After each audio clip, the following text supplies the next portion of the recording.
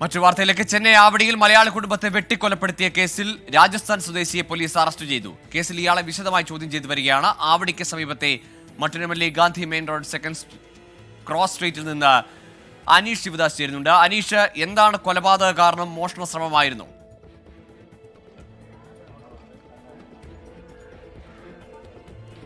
ഗോകുൽ, ഇന്നലെ വൈകിട്ട് 5:30 ഈ ആവടിയിൽ ഈ അതിദാരുണമായ കൊലപാതകം നടക്കുന്നത്. ആയുർവേദ ഡോക്ടറായ ശിവൻ നായർ, ഭാര്യ പ്രസന്നകുമാരി എന്നിവരാണ് കൊല്ലപ്പെട്ടത്. ഈ കൊലപാതകവുമായി ബന്ധപ്പെട്ട് രാജസ്ഥാൻ സ്വദേശിയായ യുവാവിനെ പോലീസ് അറസ്റ്റ് ചെയ്തിട്ടുണ്ട്. ഇന്നലെ വൈകിട്ടാണ് ഇത്തരത്തിൽ ഈ വീട്ടുമുറ്റത്ത് ശിവൻ നായരെ ഇങ്ങനെ ബോധരഹിതനായ നിലയിൽ കാണുന്നത്. ആദ്യം ബോധരഹിതനായി എന്നാണ് വിചാരിച്ചതെങ്കിൽ പിന്നീടാണ് കൊലപാതകമെന്ന് തെളിയുന്നത്. സമീപവാസിയായ സ്ത്രീയാണ് വിവരം അറിയുന്നത്. പോലീസിൽ വിവരം അറിയിച്ചതിനെ തുടർന്ന് പോലീസ് സ്ഥലത്തെത്തുകയും വിശദമായ പരിശോധന നടത്തുകയും ചെയ്തു. ഇതിലാണ് പിന്നീട് പ്രസന്നകുമാരിയും കൊല്ലപ്പെട്ടതായി കണ്ടെത്തുന്നത്. സമീപത്തു നിന്ന് കണ്ടെത്തിയ ഒരു ഫോൺ കേന്ദ്രീകരിച്ച് നടത്തിയ അന്വേഷണത്തിലാണ് സമീപത്തെ ഹാർഡ്വെയർ ഷോപ്പിലെ ജീവനക്കാരനായ രാജസ്ഥാൻ സ്വദേശി പിടിയിലാകുന്നത്. ആദ്യഘട്ടത്തിൽ ഇതൊരു മോഷണശ്രമമാണെന്നായിരുന്നു പോലീസ് കരുതിയിരുന്നത്. എന്നാൽ മോഷണശ്രമമല്ല. ഈ പ്രതിയുമായി മുൻപ് ഈ ശിവൻ നായർ തർക്കം ഉണ്ടായിരുന്നതായി ആണ് സമീപവാസികൾ പറയുന്നത്. ഈ വിശദാംശങ്ങൾ നമ്മളോട് ഇപ്പോൾ ഈ വിവരം അറിഞ്ഞ ആദ്യം എത്തിയ ആളുകളിൽ ഒരാളായ ശ്രീകുമാർ ചേരുന്നുണ്ട്. എന്തായിരുന്നു ഈ സംഭവം യഥാർത്ഥത്തിൽ? സംഭവം ഞാൻ വരുമ്പോൾ ഒരു 8 മണിയായിട്ടുണ്ട്. 8 മണിയാകുമ്പോഴത്തേക്കും വന്ന് കഴിയുമ്പോഴത്തേക്കും ഇങ്ങനെ കിടക്കുന്നത് കണ്ടു. എന്നോട് വേറെ ഒരാൾ ഫോൺ ചെയ്ത് പറഞ്ഞു, ഇന്നമാതിരി ഒരു ഇത് കിടപ്പുണ്ട്, ഇതാണെന്നറിയില്ലായിരുന്നു, ഇങ്ങനെ കണക്കുള്ള സംഭവമാണെന്നറിയില്ല. വന്ന് നോക്കി ഇനി അവർ BP കൂടി അസുഖങ്ങളൊക്കെ ഉള്ളവരാണ്. അപ്പോൾ അങ്ങനെയാണെന്ന് വിചാരിച്ചിട്ടാണ് ഞങ്ങൾ വന്ന് നോക്കുന്നത്. വന്ന് നോക്കിയപ്പം ഇങ്ങനെ കഴുത്തിന് വെട്ടുകൊണ്ട് കിടക്കുകയാണ്. ആദ്യം വിചാരിച്ചു സാറ് മാത്രമേ ഉള്ളായിരിക്കുമെന്ന് വിചാരിച്ചു. അത് കഴിഞ്ഞാണ് പോലീസ് എല്ലാം വന്ന് അകത്ത് കയറി. ഞങ്ങൾ അകത്ത് കയറിയില്ല, വെളിയിൽ നിന്ന് കണ്ടതേ ഉള്ളൂ. അകത്ത് കയറി നോക്കിയപ്പോഴാണ് ചേച്ചിയും ഇതുമാതിരി ക്രൂരമായിട്ട് ഇത് ചെയ്തിരിക്കുന്നത്. ഭയങ്കര ഒരു ഫീലിംഗ് ആയിരുന്നു എല്ലാവർക്കും. പെട്ടെന്നുള്ള ഒരു ഇതാണ്. അവരെപ്പോൾ വന്നാലും നല്ലൊരു ഈ പ്രതിയെ നിങ്ങൾക്ക് അറിയുന്ന ആളാണ്? ഇല്ല, പ്രതിയെ അറിയില്ല. പ്രതിയെ വന്നിട്ട് അവർ രാജസ്ഥാൻ സ്വദേശിയാണെന്ന് പറഞ്ഞു. അവിടെ കടയിലെല്ലാം പോയി. അത് കഴിഞ്ഞതിന് ശേഷമാണ് മൊബൈൽ ഫോൺ കിട്ടി. അതിന് ശേഷമാണ് ഞങ്ങൾ അവിടെ പോയി പോലീസും എല്ലാവരും പോയി അത് ചോദിച്ചു. അപ്പോൾ അവർ പറഞ്ഞ് 2 വർഷം മുമ്പ് ഈ പ്രതി പോയിട്ടാണ്, ഇവിടെ ജോലി ചെയ്യുന്നില്ല എന്നാണ് പറഞ്ഞത്.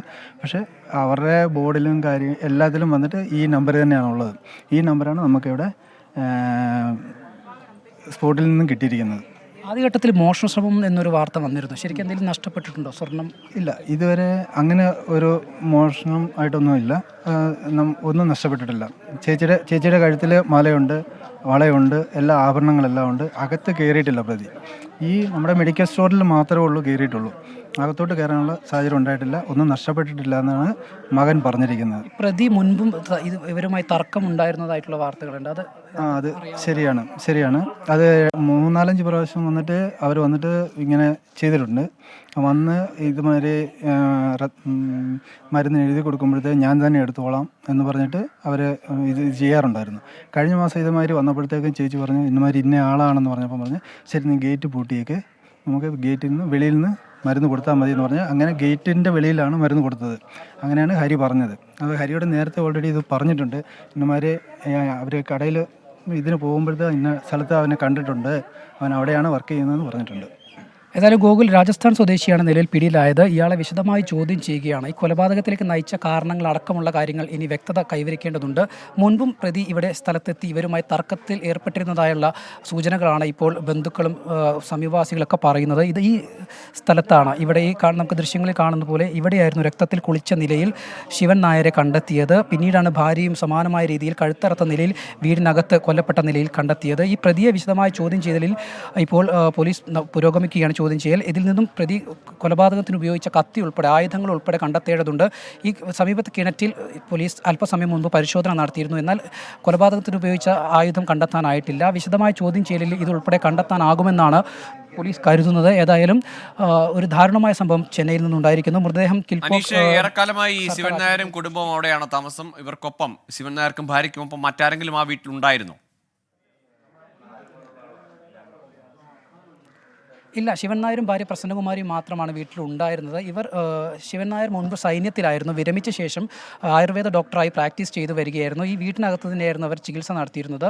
നിരവധി പേർ ആയുർവേദ മരുന്നുകൾക്കായി ഇവിടെ എത്താറുണ്ട്. അത്തരത്തിൽ ആണ് ഈ രാജസ്ഥാൻ സ്വദേശി മുൻപ് ഇവിടെ എത്തിയിട്ടുണ്ടായിരുന്നത്. മുൻപും ഇയാൾ മരുന്ന് വാങ്ങാനെത്തിയപ്പോഴെല്ലാം തർക്കമുണ്ടായിരുന്നു. ഇന്നലെ മരുന്ന് വാങ്ങിയതുമായി പണമിടപാടുമായി ബന്ധപ്പെട്ടുണ്ടായ തർക്കമാണ് ഈ കൊലപാതകത്തിലേക്ക് നയിച്ചത് എന്നൊരു സൂചനകൾ പുറത്തു വരുന്നുണ്ട്. എന്നാൽ പോലീസ് ഇത് സംബന്ധിച്ച ഒരു വിശദാംശങ്ങളും ഇതുവരെ പുറത്തു വിട്ടിട്ടില്ല. പ്രതിയുടെ വിശദമായ ചോദ്യം ചെയ്യലിൽ മാത്രമായിരിക്കും ഇത് സംബന്ധിച്ച കൂടുതൽ വിവരങ്ങൾ ലഭ്യമാകൂ. പ്രതി ഇതുവരെ കുറ്റം സമ്മതിച്ചിട്ടില്ല എന്നാണ് പോലീസിൽ നിന്നും നമുക്ക് ലഭ്യമാകുന്ന വിവരം. എന്നാൽ പ്രതി ഇവിടെ നിന്ന് പോകുമ്പോൾ രക്തത്തിൽ കുളിച്ച നിലയിലായിരുന്നു. അദ്ദേഹത്തിൻ്റെ ശരീരത്തിലൊക്കെ രക്തമുണ്ടായിരുന്നു. ഇതൊക്കെ പ്രതിക്കെതിരായ തെളിവുകളാണ്. ഏതായാലും വിശദമായ ചോദ്യം ചെയ്യലിൽ ഈ പ്രതി എന്തിനാണ് കാര്യങ്ങൾ പുറത്തു വരും. ഗൂഗിൾ ശരി, അനീഷ് കെ ശിവദാസാണ് ചെന്നൈയിൽ നിന്ന് വിശദാംശങ്ങൾ നൽകിയത്. മലയാളിയായ ചെന്നൈയിൽ സ്ഥിരതാമസമാക്കിയ ഡോക്ടർ ഭാര്യയുമാണിപ്പോൾ കൊലപ്പെടുത്തിയിരിക്കുന്നത്. രാജസ്ഥാൻ സ്വദേശിയാണ്. അവരുടെ മെഡിക്കൽ ഷോപ്പിൽ സ്ഥിരമായി എത്താറുള്ള രാജസ്ഥാൻ സ്വദേശിയാണ് ഈ കൊലപാതകത്തിന് പിന്നിലെന്നാണ് മനസ്സിലാക്കുന്നത്. അയാളെ പോലീസ് അറസ്റ്റ് ചെയ്തിട്ടുമുണ്ട്.